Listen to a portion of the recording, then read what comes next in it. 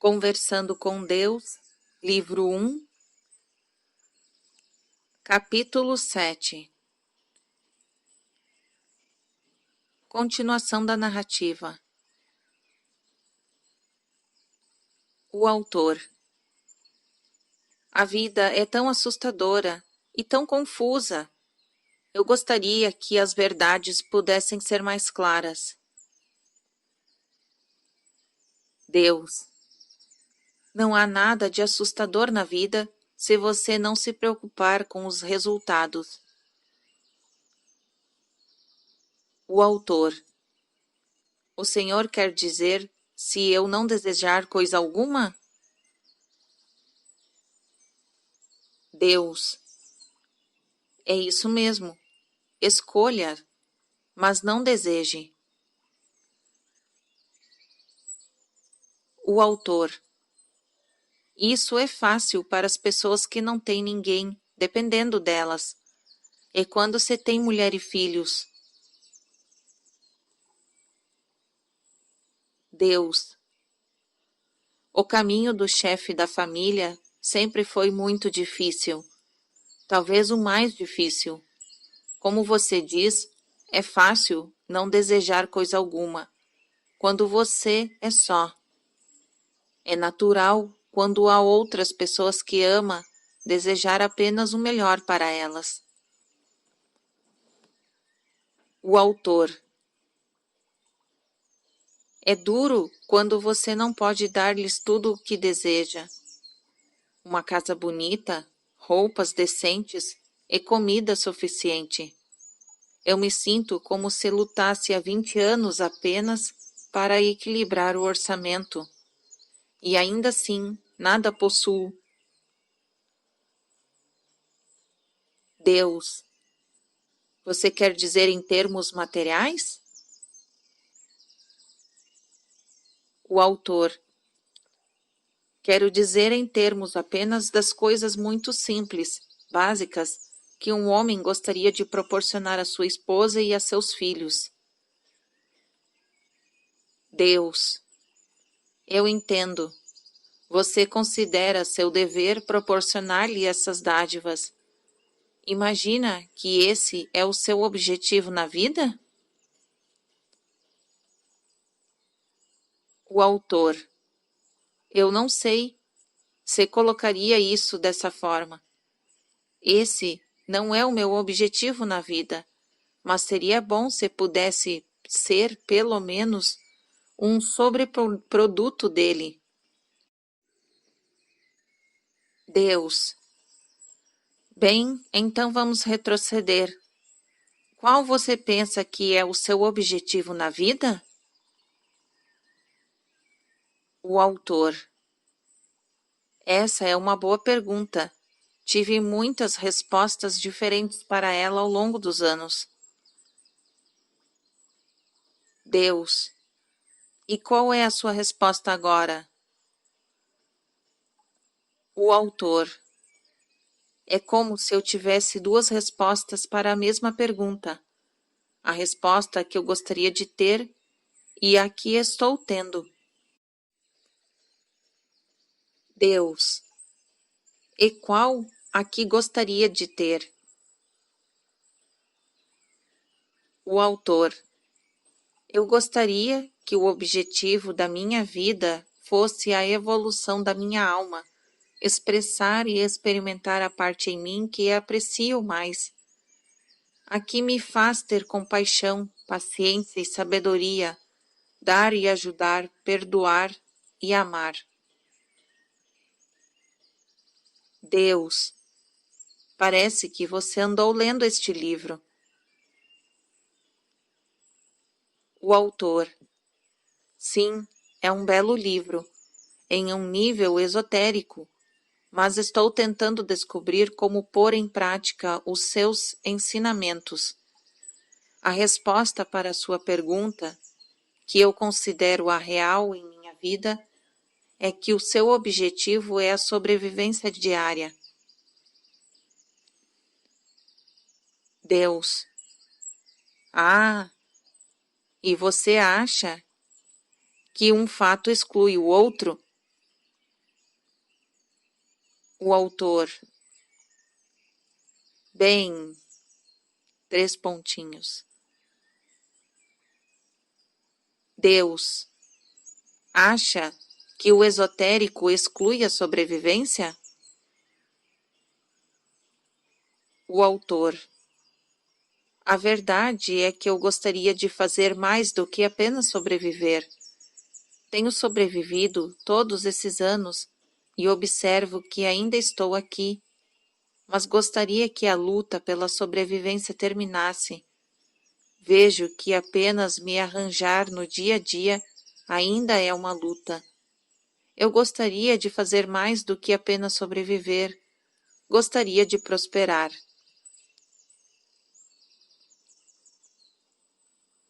Deus.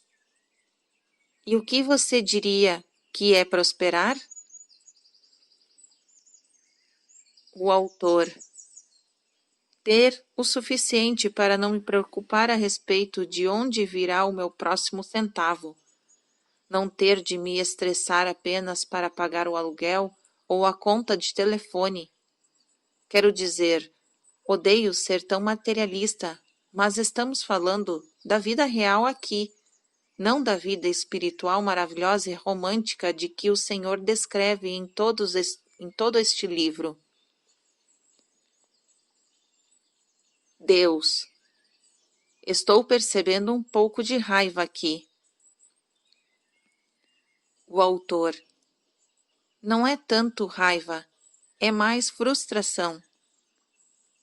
Eu me dedico ao plano espiritual há mais de 20 anos e veja onde isso me levou. Estou à beira da falência. Agora acabei de perder o meu emprego e parece que o fluxo de caixa parou novamente. Estou ficando cansado da luta.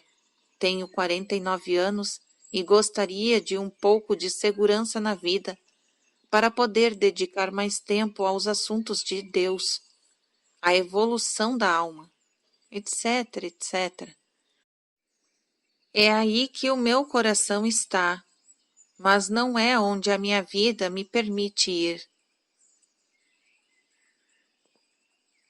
Deus. Bem, você disse algo muito importante e acho que falou em nome de muitas pessoas quando partilhou essa experiência. Vou responder a sua verdade uma frase de cada vez, para que possamos encontrar facilmente a resposta e analisá-la. Você não se dedica ao plano espiritual há 20 anos. Mal chegou perto deste plano. A propósito, isso não é uma crítica, mas apenas uma constatação da verdade. Eu reconheço que durante 2 décadas você o contemplou, entreteve-se com ele, experimentou-o de vez. Mas só notei o seu verdadeiro, o mais verdadeiro compromisso com o plano espiritual recentemente. Vamos deixar claro que dedicar-se ao plano espiritual significa dedicar toda a sua mente, todo o seu corpo e toda a sua alma ao processo de criar-se à imagem e semelhança de Deus. Esse é o processo de realização pessoal sobre o qual os místicos orientais têm escrito. É o processo de salvação ao qual grande parte da teologia ocidental tem se dedicado. Esse é um ato de consciência suprema praticado dia a dia, hora a hora e momento a momento. É uma nova escolha a cada instante. Uma criação contínua, consciente, com um objetivo. É usar os meios de criação que já discutimos com consciência e intenção sublime. Isso é dedicar-se ao plano espiritual. Agora, há quanto tempo você dedica a esse plano? O autor. Ainda nem comecei a me dedicar. Deus. Não vá de um extremo ao outro e não seja tão duro consigo próprio. Você tem se dedicado a esse processo de fato, mais do que imagina, mas não o faz há 20 anos, ou algo parte disso. Contudo, a verdade é que o tempo aí não importa. Você está se dedicando ao plano espiritual agora? Isso é tudo o que importa. Vamos continuar com a sua frase. Você pede que eu veja onde isso o levou e se descreve como à beira da falência. Eu olho para você e vejo uma realidade muito diferente. Vejo uma pessoa que está à beira da riqueza. Você acha que foi recompensado com o esquecimento, e eu o vejo recompensado com o nirvana. Mas é claro que muita coisa depende do que você considera como sua recompensa e do objetivo que pretende atingir com o seu trabalho. Se o objetivo da sua vida é obter o que chama de segurança, eu entendo, porque acha que está à beira da falência. Contudo, até mesmo esta avaliação é discutível, porque a minha recompensa atrai para você todas as coisas boas, inclusive a experiência de se sentir seguro no mundo material. Minha recompensa, o pagamento que você recebe quando trabalha para mim, fornece muito mais do que um conforto espiritual. Você também pode ter conforto material. No entanto, a parte irônica de tudo isso é que quando você experimenta o tipo de conforto espiritual que o meu pagamento proporciona, a última coisa que se preocupará é o conforto material. Você não se preocupará mais nem mesmo com o conforto material dos membros de sua família, porque quando atingir um nível de consciência de Deus, compreenderá que não é responsável por nenhuma outra alma humana, e que, embora seja louvável desejar que todas as almas vivam confortavelmente, cada uma delas deve estar escolhendo, o seu próprio destino neste momento. É claro que não é um ato nobre maltratar ou destruir deliberadamente outra pessoa. É igualmente inadequado ignorar as necessidades daqueles que tornou dependentes de você. Seu trabalho é torná-los independentes, ensinar-lhes o mais rapidamente e o melhor possível como passarem sem você. Porque você não é uma bênção para eles enquanto é necessário para a sua sobrevivência, mas os abençoa verdadeiramente apenas no momento em que perceberem que é desnecessário. Do mesmo modo, o melhor momento para Deus é aquele em que você percebe que não precisa de um Deus. Eu sei, eu sei. Isso é o oposto de tudo que já lhe ensinaram. Contudo, seus mestres lhe falaram sobre um Deus rancoroso e ciumento, que precisa se sentir necessário. E esse não é de modo algum um Deus, mas um substituto neurótico para o que seria uma divindade. O verdadeiro mestre não é aquele que tem mais discípulos, mas aquele que forma mais mestres. O verdadeiro líder não é aquele que tem mais seguidores, mas aquele que forma mais líderes. O verdadeiro rei não é aquele que tem mais súditos, mas aquele que confere dignidade real a mais pessoas. O verdadeiro professor não é aquele que tem mais conhecimento, mas aquele que transmite a mais alunos. E o verdadeiro Deus não é aquele que tem mais servos, mas aquele que serve mais, tornando assim deuses todas as outras pessoas. Porque o objetivo e a glória de Deus é que os seus servos não sejam mais servos, e que todos saibam que ele não é inatingível, mas inevitável. Gostaria que você pudesse compreender isso, que a felicidade do seu destino é inevitável. Você não pode deixar de ser salvo. Não existe inferno, a não ser o que provém do conhecimento deste fato. Então agora, como pai, marido e ente querido, tente não tornar o seu amor uma cola que gruda, mas um ímã que a princípio atrai. Depois virá ao contrário e repele, para que aqueles que são atraídos não comecem a achar que precisam grudar em você para sobreviver. Nada poderia estar mais longe da verdade. Nada poderia ser mais prejudicial para eles.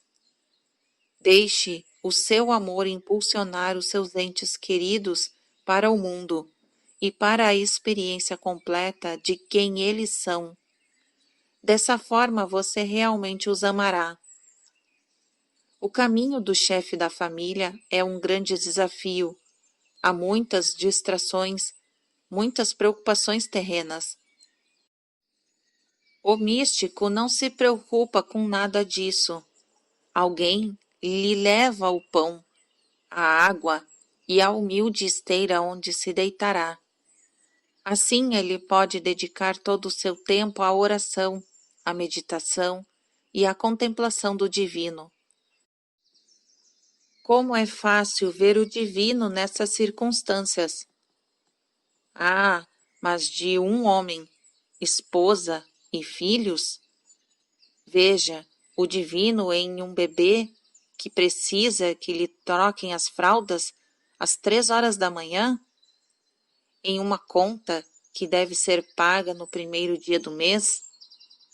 Reconheça a mão de Deus na doença que tira a vida de uma esposa, no emprego que é perdido, na febre de uma criança, no sofrimento de um pai. Agora estamos falando de santidade. Eu entendo sua fadiga. Sei que você está cansado da luta, mas eu lhe digo que quando me seguir, a luta terminará. Viva no espaço do seu Deus e todos os eventos se tornarão bênçãos. O autor. Como eu posso viver no espaço do meu Deus quando perdi meu emprego? O aluguel tem que ser pago, as crianças precisam ir ao dentista. E estar em meu espaço fisiológico sublime parece o modo menos provável de eu resolver tudo isso? Deus, não me abandone quando precisa mais de mim. Agora é a hora do seu teste mais difícil, da sua maior chance. É a chance de provar tudo o que foi escrito aqui. Quando eu digo não me abandone, pareço aquele Deus carente e neurótico sobre quem conversamos. Mas não sou. Você pode me abandonar se quiser. Eu não me importo. E esse fato não mudará verdade alguma entre nós. Apenas digo isso em resposta às suas perguntas. É quando a vida fica difícil que você frequentemente se esquece de quem é e dos meios que eu lhe dei para criar a vida que desejaria. Agora é mais do que nunca hora de ir para o espaço do seu Deus. Em primeiro lugar, isso lhe proporcionará grande paz de espírito. E da mente em paz surgem grandes ideias que poderiam ser soluções para os maiores problemas que você imagina ter. Em segundo, é no espaço do seu Deus que você se realiza, e esse é o objetivo, o único objetivo de sua alma. Quando você estiver no espaço do seu Deus, saberá e compreenderá que tudo o que está experimentando agora é transitório. Eu lhe digo que o céu e a terra se extinguirão, mas você não se extinguirá. Essa perspectiva de eternidade o ajudará a ver as coisas com bastante lucidez. Você pode definir essas condições e circunstâncias atuais como realmente são, temporárias e transitórias. Pode então usá-las como meios de por que é isso que são, meios temporários e transitórios na criação da experiência atual. Quem você pensa que é em relação a essa experiência de perder um emprego? Quem pensa que é? É talvez, mais apropriadamente, quem pensa que eu sou? Imagina que esse é um problema difícil demais para eu resolver? Sair desta enrascada é um milagre grande demais para eu realizar?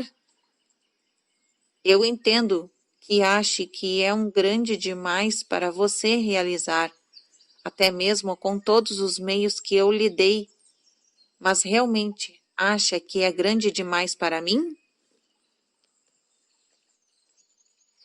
O autor. Eu sei intelectualmente que nada é impossível para Deus, mas emocionalmente acho que não tenho certeza, não de que o Senhor pode realizá-lo, mas de que o realizará. Deus. Eu entendo. Então, isso é uma questão de fé. O autor. Sim. Deus. Você não questionou a minha capacidade, apenas o meu desejo. O autor. O Senhor entende. Eu ainda vivo segundo essa teologia que afirma que pode haver uma lição aqui em algum lugar para mim. Ainda não sei ao certo se devo encontrar uma solução. Talvez deva ter um problema. Talvez esta seja uma daquelas provas das quais a minha teologia vive falando. Por isso temo que o problema possa não ser resolvido. Que seja um daqueles que o Senhor vai me deixar enfrentar aqui. Deus. Talvez agora seja uma boa hora para lembrar mais uma vez de como eu interajo com você, porque você acha que isso depende do meu desejo, e eu lhe digo que depende do seu. Eu lhe desejo o que você deseja, nada mais, nada menos do que isso. Não me sento aqui e julgo um a um de seus pedidos, para decidir se devem ser atendidos. Minha lei é de causa e efeito, não de veremos. Você pode ter tudo o que escolher, mesmo antes de pedir. Eu lhe darei. Acredita nisso? O autor. Não, desculpe-me. Vi muitas orações deixarem de ser atendidas. Deus. Não se desculpe. Apenas fique sempre com a verdade da sua experiência. Eu entendo, admiro e aprovo isso. O autor. Ótimo, porque eu não acredito que possa ter tudo o que pedir. Em minha vida, não tem sido assim. De fato, raramente meus pedidos são atendidos. Quando isso acontece, acho que tive uma sorte danada. Deus. Essa é uma escolha de palavras interessante. Parece que você tem uma opção. Em sua vida pode ter uma sorte danada ou uma sorte abençoada. Eu preferiria que tivesse uma sorte abençoada, mas é claro que nunca interferirei com as suas decisões. Eu lhe digo que você sempre tem aquilo que cria, e está sempre criando. Eu não julgo aquilo que você cria, simplesmente lhe dou o poder de criar mais, sempre mais. Se você não gostar do que acabou de criar, escolha novamente. Meu dever como Deus é dar-lhe sempre essa oportunidade. Agora você está me dizendo que nem sempre teve o que quis, mas eu estou aqui para lhe dizer que sempre teve o que escolheu. Sua vida é sempre um resultado de seus pensamentos em relação, o elo, inclusive, do seu pensamento, obviamente criativo, de que raramente tem o que quer. Agora você se vê como uma vítima da situação de perder o seu emprego. Contudo, a verdade é que não mais escolheu esse emprego. Parou de acordar de manhã antegozando o dia e começou a acordar com medo. Parou de se sentir feliz com o seu trabalho e começou a não gostar do que fazia. Até mesmo começou a fantasiar de que tinha outra atividade. Você acha que isso não significaria nada? Não entende bem o seu poder? Eu lhe digo que sua vida resulta de suas intenções em relação a ela. E qual é a sua intenção agora? Pretende provar a sua teoria de que a vida raramente lhe dá o que quer? Ou pretende mostrar quem você realmente é e quem eu sou? O autor. Eu me sinto envergonhado, constrangido. Deus. De que adianta isso? Porque simplesmente não reconhece a verdade quando a ouve e a aceita. Não há necessidade de recriminar-se. Apenas observe o que tem escolhido e escolha novamente. O autor. Mas por que estou sempre pronto para escolher o que é negativo? E por que depois eu me culpo por isso? Deus. O que mais pode esperar? De muito cedo lhe foi dito que é ruim. Você aceita a ideia de que nasceu com pecado. Sentir-se culpado é uma reação que aprendeu a ter. Disseram-lhe para sentir-se culpado por atitudes que fez antes mesmo de poder fazer algo. Ensinaram-lhe de que devia envergonhar-se por não ter nascido perfeito. Esse suposto estado de imperfeição que é dito que você veio ao mundo é o que a sua religião tem o desplante de chamar de pecado original. E é pecado original, mas não seu. É o primeiro pecado cometido contra você, por um mundo que não sabe coisa alguma sobre Deus. Pensam ou acham que ele iria ou poderia criar algo imperfeito? Algumas de suas religiões criaram teologias em torno desta interpretação errônea.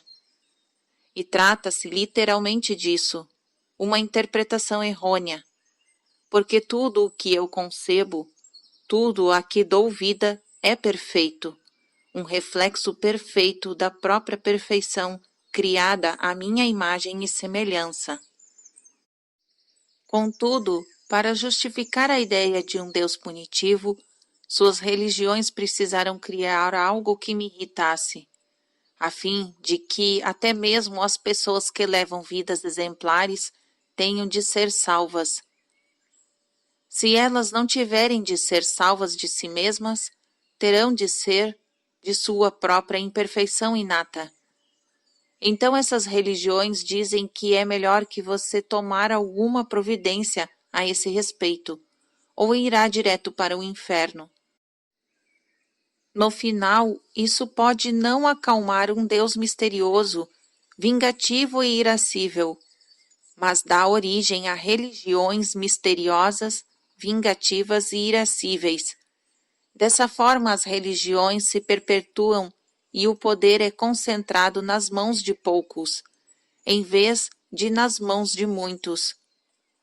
É claro que você escolhe constantemente o pensamento menos importante, a ideia mais insignificante, o pior conceito sobre si mesmo, para não falar sobre mim.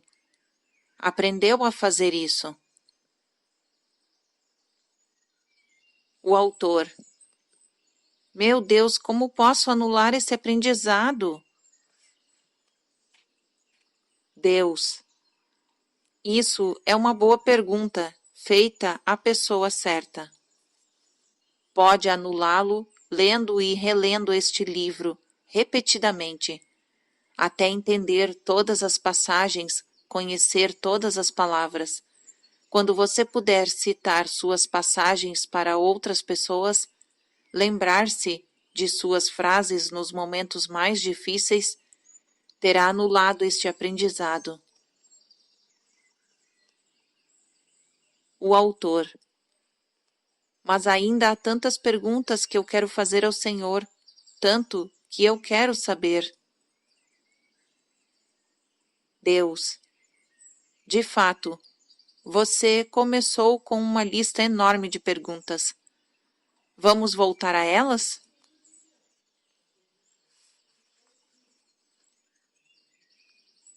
Fim do capítulo 7.